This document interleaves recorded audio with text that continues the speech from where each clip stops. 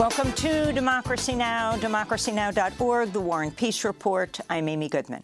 Medical workers in Sudan are warning of a mounting catastrophe as airstrikes continue to rock Khartoum despite a declared ceasefire between Sudan's army and a rival paramilitary group. 18 days into the fighting, Sudan's healthcare system has largely collapsed. Aid workers are describing increasingly desperate scenes with bodies piled in the streets of the capital and critical shortages of water, food, and fuel. The United Nations Refugee Agency warned Monday the crisis could push more than 800,000 people out of Sudan. This is Raouf Mazou, the UN's Assistant High Commissioner for Refugees. Without a quick resolution of this crisis, we will continue to see more people forced to flee in search of safety and basic assistance. Thus far, about 73,000 people have arrived in neighboring countries. Ukraine's government says a fresh wave of Russian missile attacks has destroyed an ammunition depot and injured dozens of civilians. This follows Russian attacks over the weekend blamed for 24 civilian deaths. On Monday, Ukraine's military struck inside Russian territory, derailing a freight train in the Russian border region of Bryansk, whose governor also said Ukrainian shelling on a Russian village killed 4 civilians. On Saturday, Ukrainian drone strikes blew up an oil depot in the Russian-annexed Crimean Peninsula. Meanwhile, the leader of the private Russian mercenary firm Wagner Group has threatened mutiny unless Moscow agrees to send his forces more ammunition as they battle for control of Bakhmut in eastern Ukraine. Yevgeny Prigozhin lashed out against Russia's military establishment in a video posted on a Russian social media channel. Happy birthday, and happy birthday to Wagner Group. If the company is destined to die, it won't be at the hands of the Ukrainian army or NATO, but because of our domestic bastard bureaucrats. On Monday, the Biden administration said Russia has suffered 100,000 casualties since December, with more than 20,000 Russian fighters killed in action. Many of the dead and wounded are Russian convicts whose sentences were pardoned in exchange for joining Wagner's mercenary army. President Joe Biden welcomed Philippines President Ferdinand Marcos Jr. to the White House Monday, saying the United States remains ironclad in its defense of the Philippines, including the South China Sea. The meeting came after Marcos granted the Pentagon access to 4 more of military bases in the Philippines and following the largest ever U.S. Filipino joint war games in the South China Sea. Protesters gathered outside the White House Monday to denounce the military alliance. This is Nina Makalpanak of the group Bayan USA. Supposedly, they are going to reaffirm their special relationship between the U.S.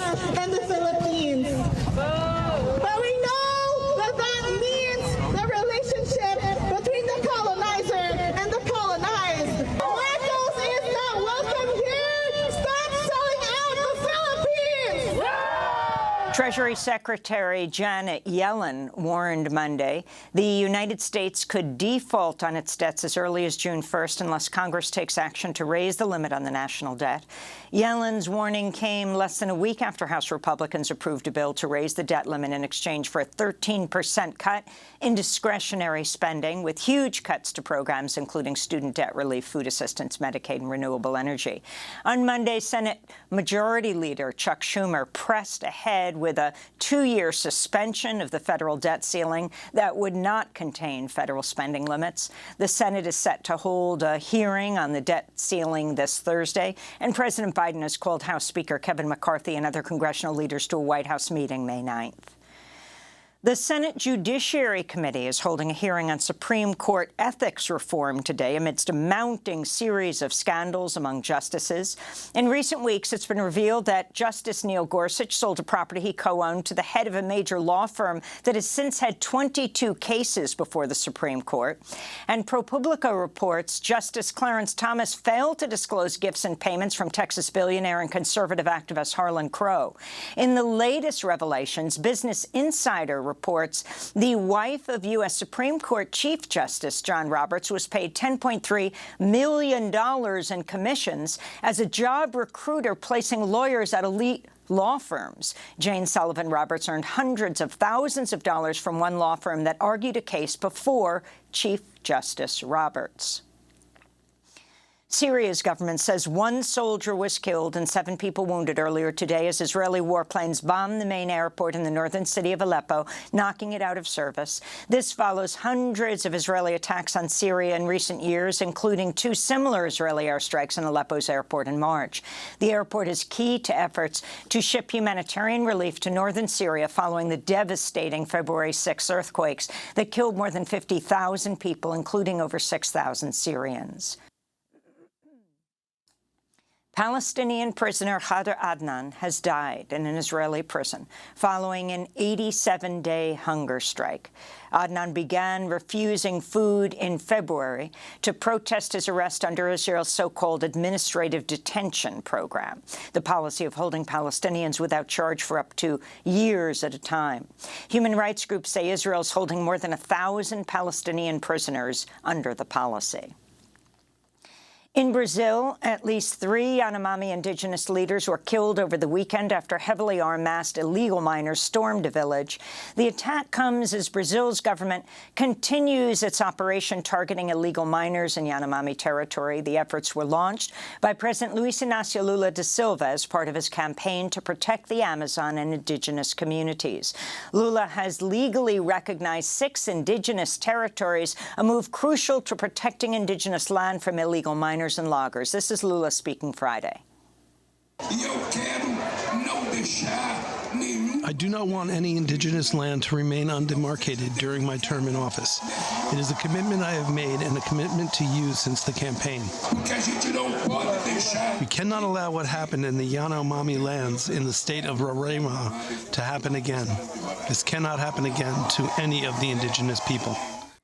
Hollywood writers have gone on strike for the first time in 15 years. The Writers Guild of America, which represents more than 11,000 movie and TV writers, say pay and working conditions have deteriorated in recent years due to the rising of streaming services like Netflix and Amazon Prime. After headlines, we'll go to Hollywood for the latest. Millions of people took to the streets around the world to mark May Day, calling for livable wages and stronger labor protections. In Latin America, workers in Guatemala denounced corruption and intensifying repression in the country. In Chile, police clashed with protesters in the capital, Santiago. Thousands also rallied in Argentina and Venezuela, where U.S. sanctions have exacerbated poverty. In Canada, tens of thousands of federal workers have reached a deal with the government that includes higher wages, bringing an end to Canada's largest ever public sector strike for about 100,000 workers, but more than 35,000 revenue agency workers who've been on strike since mid-April are still in negotiations. In Lebanon, migrant domestic workers led a march in Beirut, demanding better working conditions and protections. In Sri Lanka, workers protested a bailout agreement with the International Monetary Fund as the country faces its worst economic crisis in history. In the United Kingdom, nurses and other workers with the National Health Service walked off the job as they continued to demand higher wages. In more news from Europe, hundreds of thousands took to the streets across France as opposition grows against President Emmanuel Macron's move to raise the retirement age from 62 to 64. Close to 300 protesters were arrested as violence erupted in several cities, including Paris, with police firing tear gas at demonstrators. This is a protester in Paris. I'm more determined than ever. Macron has to stay on for 4 more years. We will go on for 4 more years, no problem. I'm here. There will be more of us. We will win in the end. I'm convinced. And in Puerto Rico, protesters rallied outside the San Juan offices of the Financial Oversight and Management Board, a non-elected body imposed by the U.S. government that controls the island's budget. Workers demanded the board's expulsion from Puerto Rico as debt has led to unprecedented austerity measures, including cuts to public education, pensions, and worker benefits. This is a teacher from Vieques, where protesters pushed out the U.S. Navy 20 years ago at the May Day action in San Juan Monday. Vieques is a reflection of what happens in the rest of the country. It is also the reflection of the greatest battles in the country. As we say today, the U.S. Navy did not withdraw. We took them out. The board will not withdraw. We need to take them out. And those are some of the headlines. This is Democracy Now!, democracynow.org, The War and Peace Report. I'm Amy Goodman.